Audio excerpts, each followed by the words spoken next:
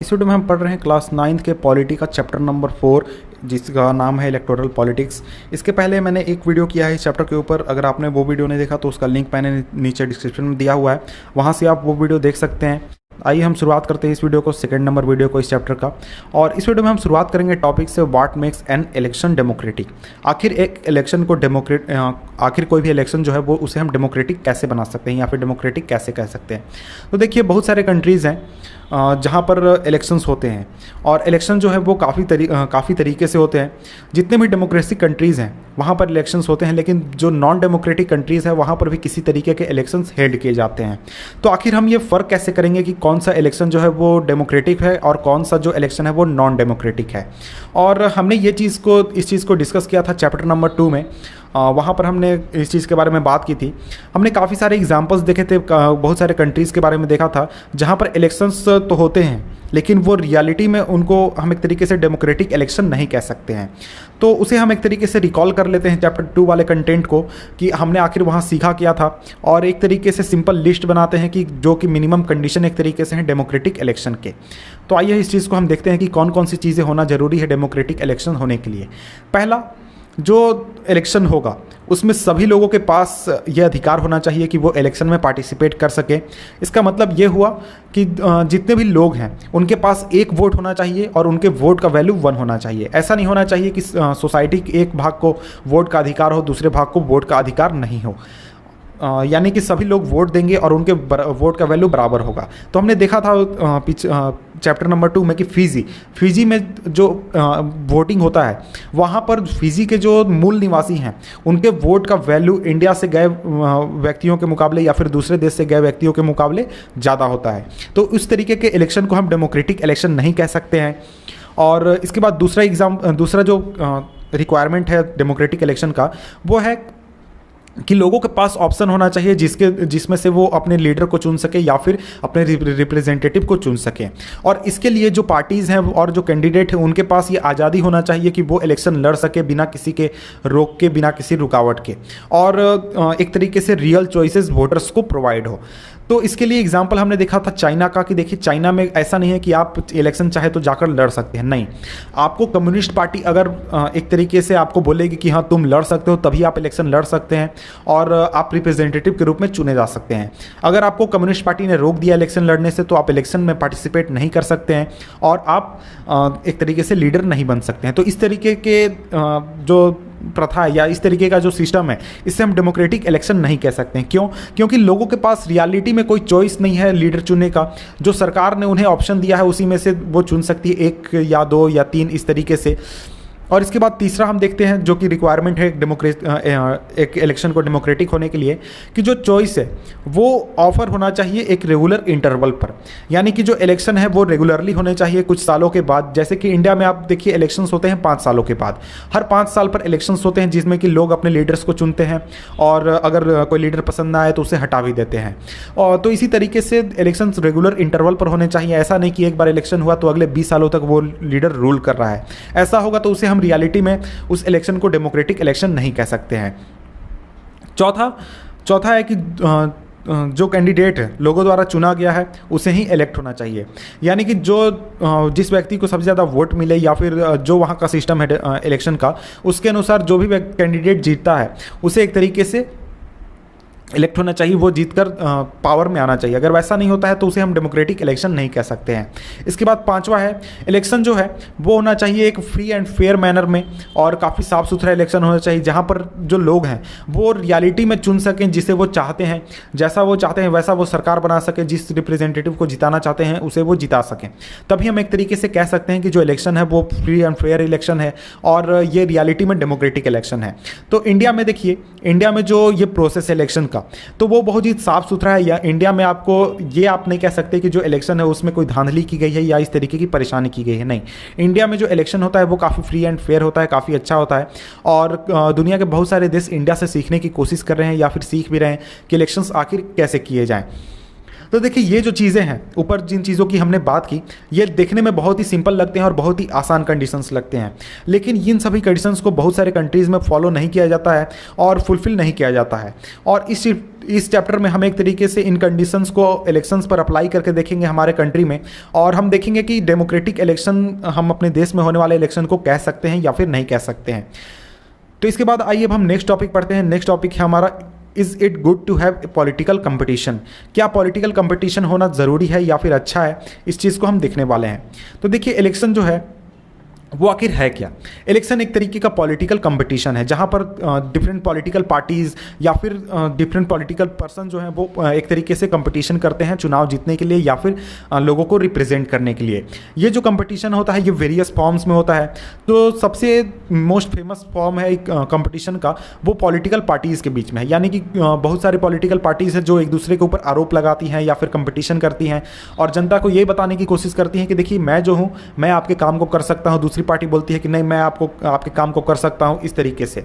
इसके बाद constituency level पर भी कंपटीशन होता है जहां पर एक बहुत सारे कैंडिडेट्स जो है जो आपस में कंपटीशन करते हैं और लोग जनता को ये समझाने की कोशिश करते हैं कि वो जो व्यक्ति है वो लोगों का रिप्रेजेंटेशन ज़्यादा अच्छा कर सकता है। तो देखिए यहाँ पर बात यह है कि अगर हम कंपटीशन को हटा दें इलेक्शन से तो इलेक्शन जो है वो एक तरीके से पॉइंटलेस हो जाएगा, उसका कोई एक तरीके से यूज़ नहीं हो पाएगा। तो अब यहाँ पर बात आती है कि क्या पॉलिटिकल कंपटीशन होना अच्छा है या फिर उसको होना चाहिए या फिर नहीं होना चाहिए। क्लियरली अगर हम साफ सुथरे तौर पर बात करें तो इलेक्टोरल कंपटीशन जो है उसके बहुत सारे डिमेरिट्स हैं, उसके बहुत सारे घाटे भी हैं। और इसका सबसे बड़ा घाटा ये है कि ये जो चीज़ है इलेक्टोरल कंपटीशन, ये एक तरीके का डिसयूनिटी बनाता है, सेंस ऑफ डिसयूनिटी, और सोसाइटी में एक तरीके का फैक्शनलिज्म बनाता है, यानी एक लोकालिटी में लोग जो है कई धड़ों में बढ़ जाते हैं। कोई आदमी जो है इस पार्टी को सपोर्ट कर रहा है, दूसरा आदमी दूसरे पार्टी को सपोर्ट कर रहा है, कोई इस कैंडिडेट को सपोर्ट कर रहा है, दूसरा आदमी दूसरे कैंडिडेट को सपोर्ट कर रहा है। तो उनके बीच एक तरीके का तनाव हो जाता है, उनके बीच एक तरीके की फाइट की स्थिति हो जाती है। और आपने ये कभी सुना होगा लोगों को कहते हुए कि देखिए जो पार्टी पॉलिटिक्स जो है वो आपके लोकालिटी में होती है, और उसके बारे में लोग जो हैं वो काफ़ी कंप्लेन भी करते हैं। जो डिफरेंट पॉलिटिकल पार्टीज़ हैं और जो डिफरेंट पॉलिटिकल लीडर्स हैं वो एक दूसरे के ऊपर एलिगेशंस भी लगाते रहते हैं कि देखिए वो जो व्यक्ति है वो बहुत ही ख़राब है, उसको आप वोट मत दीजिएगा, वो ये गलत काम करता है, ये गलत काम करता है। तो इस तरीके से एलिगेशंस भी लगाते रहते हैं। और जो पार्टीज़ हैं और जो कैंडिडेट्स हैं वो हमेशा डर्टी ट्रिक्स का भी यूज़ करते हैं ताकि वो इलेक्शंस को जीत सके और पावर में आ सके। तो देखिए ये सभी चीज़ें जो हैं डिमेरिट्स हैं हमारे किस चीज़ की, तो हमारा जो इलेक्शंस होता है उसके। कुछ लोग कहते हैं कि ये जो प्रेशर है इलेक्शंस जीतने का, ये एक तरीके से लॉन्ग टर्म पॉलिसीज़ को बनने से रोकता है। लॉन्ग टर्म पॉलिसीज़ जो है उसको प्रभावित करता है, देश को लंबे समय तक कैसे चलाना है इसको प्रभावित करता है। और इस वजह से यानी ये जो पूरा पॉलिटिकल कंपटीशन का सिस्टम है, इस वजह से जो अच्छे लोग हैं जो कि देश का भला चाहते हैं, देश को एक तरीके से बनाना चाहते हैं, उसका भला चाहते हैं और देश की सेवा करना चाहते हैं, वो इस एरिया में आना नहीं चाहते हैं, इस एरेना में आना नहीं चाहते हैं और वो इससे दूर रहते हैं, क्योंकि वो इस तरीके के अनहेल्थी कंपटीशन में नहीं आना चाहते हैं। क्योंकि जहाँ पर इस तरीके के इलेक्टोरल कंपटीशन में बहुत सारे आरोप लगाए जाते हैं, प्रत्यारोप लगाए जाते हैं, बहुत सारे खराब बातें भी होती हैं इस वजह से। तो देखिए हमारे जो कॉन्स्टिट्यूशन बनाने वाले लोग थे, हमारे देश के कॉन्स्टिट्यूशन बनाने वाले लोग, वो इन सभी प्रॉब्लम से वाकिफ़ थे। उन्हें पता था कि आगे चलकर ये प्रॉब्लम हो सकते हैं।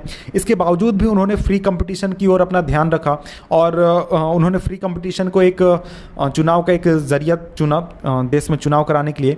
उसका रीज़न ये था कि ये जो सिस्टम है ये लॉन्ग रन में बहुत ही अच्छा काम करता है।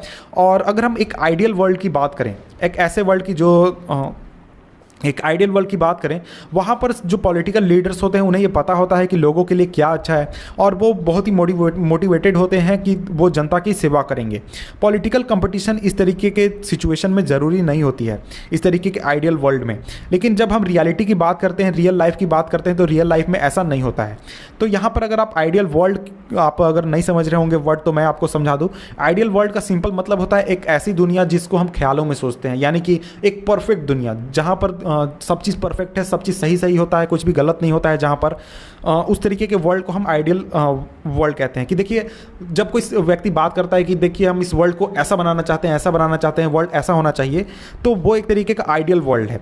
और रियल लाइफ वर्ल्ड आप जानते ही हैं कि जो रियलिटी में होता है लेकिन देखिए ये जो चीज़ है ये रियलिटी में नहीं होती है, और जो पॉलिटिकल लीडर्स होते हैं पूरी दुनिया में, चाहे हम इंडिया की बात करें, यूएसए, चाइना, कहीं की बात करें, वो जो है दूसरे प्रोफेशनल्स के जैसे ही वो काफ़ी मोटिवेटेड होते हैं कि वो अपने पॉलिटिकल कैरियर को आगे बढ़ाएं, और वो पावर में हमेशा बने रहना चाहते हैं, अपने पोजीशंस पर हमेशा बने रहना चाहते हैं। ऐसा हो सकता है कि वो लोगों की सेवा करना चाहें, लेकिन ये बहुत ही रिस्की होगा कि हम पूरी तरीके से उनके सेंस ऑफ ड्यूटी पर फोकस करें और उनके उनके सेंस ऑफ ड्यूटी पर विश्वास करें। इसके अलावा अगर वो लोगों की सेवा करना भी चाहते हैं, और वो चाहते भी हैं सेवा करें, लेकिन उनको एक तरीके से हो सकता है कि पता ही ना हो कि लोगों की सेवा करने के लिए करना क्या है, लोगों के लिए अच्छा क्या है, और उनके जो आइडियाज़ हैं हो सकता है कि जनता के साथ मिलते ना हो, कि जनता कुछ और सोचती है, वो कुछ और सोचते हैं, और इस तरीके के प्रॉब्लम्स भी हो सकते हैं। तो आखिर हम इस तरह के प्रॉब्लम्स को रियल लाइफ में कैसे हैंडल करें, इस तरीके की सिचुएशन को रियल लाइफ में कैसे हैंडल करें? तो देखिए, इस तरीके के सिचुएशन को हैंडल करने का एक तरीका है जिसमें हम जो पॉलिटिकल लीडर्स हैं उनके नॉलेज को बढ़ा सकते हैं, उनके कैरेक्टर को सुधार सकते हैं पॉलिटिकल लीडर्स के। और दूसरा तरीका है जो ज़्यादा रियलिस्टिक है, जो ज़्यादा एक तरीके से रियल वर्ल्ड पर अप्लाई हो सकता है, वो ये है कि हम एक ऐसा सिस्टम सेटअप करें जहाँ पर जो पॉलिटिकल लीडर्स हैं वो अगर अच्छा काम करें, जनता की सेवा करने का काम करें, तो उनको एक तरीके से रिवार्ड मिले, और अगर वो जनता के लिए अच्छा काम नहीं करें तो वो उनको एक तरीके से पनिशमेंट मिले।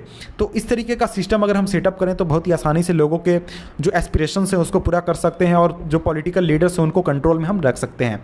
तो आखिर यहाँ पर बात आती है कि आखिर ये जो रिवार्ड और पनिशमेंट है इसको डिसाइड कौन करेगा, कि आखिर अच्छा काम किया या फिर अच्छा काम नहीं किया, उनको रिवार्ड मिलना चाहिए या फिर नहीं मिलना चाहिए, इस बात का डिसीजन कौन लेगा? तो इसका बहुत ही सिंपल आंसर है द पीपुल, यानी जो जनता है वो फैसला कर सकती है कि जो सरकार है उसने अच्छा काम किया या नहीं किया, या फिर उनका जो रिप्रेजेंटेटिव है वो उसने अच्छा काम किया नहीं या नहीं किया। तो इन चीज़ों के काम को हम जनता के ऊपर छोड़ सकते हैं, और यही वो काम है जो कि जो इलेक्टोरल कंपटीशन करता है। इसमें जो रेगुलर इलेक्टोरल कंपटीशन है वो एक तरीके के पॉलिटिकल पार्टीज़ और लीडर्स को एक तरीके का इंसेंटिव प्रोवाइड कराता है, और उनको ये पता होता है कि अगर वो ऐसे इश्यूज़ को उठाएंगे जिनको जनता उठाना चाहती है, तब उनकी पॉपुलैरिटी और उनके जीतने के जो चांसेस है वो बढ़ सकते हैं अगले इलेक्शन में। और अगर वो लोगों के एस्पिरेशंस को, यानी वोटर्स के मांग को नहीं पूरा करने पाते हैं, तो वो अगले चुनाव को नहीं जीत सकते हैं। तो ये बहुत ही सिंपल तरीका है जिसमें कि पॉलिटिकल लीडर्स को कंट्रोल में रखा जा सकता है, उनसे जनता की मर्जी के अनुसार काम कराया जा सकता है। और अगर पॉलिटिकल पार्टी जो है वो केवल पावर में रहने के लिए उनकी इच्छा है पॉलिटिकल पार्टी की हम सिर्फ पावर में रहें, जो मन वो करें, तो लेकिन इसके बावजूद उन्हें यह मजबूर होना पड़ेगा कि वो जनता के लिए काम करे, क्योंकि अगर वो काम नहीं करते हैं तो अगले इलेक्शन में उनको हराया जा सकता है, उनको पावर से बाहर किया जा सकता है। तो देखिए, ये जो चीज़ है ये बिल्कुल मार्केट की तरह काम करता है। फॉर एग्जांपल, अगर कोई दुकानदार है वो केवल प्रॉफिट बनाना चाहता है, तो ये रियलिटी भी है कि जितने दुकानदार हैं वो सिर्फ प्रॉफिट कमाना चाहते हैं, लेकिन उनको प्रॉफिट कमाने के लिए, उनको प्रॉफिट अपना बनाए रखने के लिए उन्हें अच्छा एक सर्विस प्रोवाइड कराना होगा जनता को, उनके साथ अच्छा बिहेवियर रखना होगा, अच्छा उनके साथ व्यवहार रखना होगा, अच्छा सर्विस प्रोवाइड कराना होगा। अगर वो इस चीज़ से फेल होती है, ऐसा वो दुकानदार नहीं कर पाता है, तो जो कस्टमर है वो उसके दुकान में आना बंद कर देंगे और वो दूसरे दुकान में जाने लगेंगे। इसी तरीके से जो पॉलिटिकल कंपटीशन है वो डिविजन्स क्रिएट कर सकता है और एक तरीके का अगलीनेस क्रिएट कर सकता है सोसाइटी में या फिर इलेक्शंस में। लेकिन ये फाइनली हेल्प करता है पॉलिटिकल पार्टीज़ को और लीडर्स को कि वो जनता को मजबूरी में ही भले, लेकिन जनता के लिए काम करें। अगर वो जनता के लिए काम नहीं करते हैं तो वो अगले चुनाव में एक तरीके से पूरी तरह से बाहर हो सकते हैं। तो देखिए, यहाँ पर कार्टून दिए गए हैं कि मेरे पास योजनाएं हैं, घोषणाएं हैं, वादे हैं। ये एक पॉलिटिकल लीडर है जो कि ये कह रहा है, दूसरी तरफ एक वोटर है जो कह रहा है मेरे पास वोट है। तो देखिए, आप यहाँ पर इंपॉर्टेंस समझ सकते हैं कि एक वोट का इंपॉर्टेंस कितना ज़्यादा है। और इस दूसरी तरफ एक पॉलिटिकल लीडर जो है वो काफ़ी सारे प्रोमिसेस लेकर घूम रहा है और एक वोटर जो है वो इन प्रोमिसेस को देखकर काफ़ी ललायित हो रहा है। तो इसके बाद अब हम पढ़ेंगे टॉपिक नंबर 4.2 नेक्स्ट वीडियो में, जिसका नाम है what is our system of election.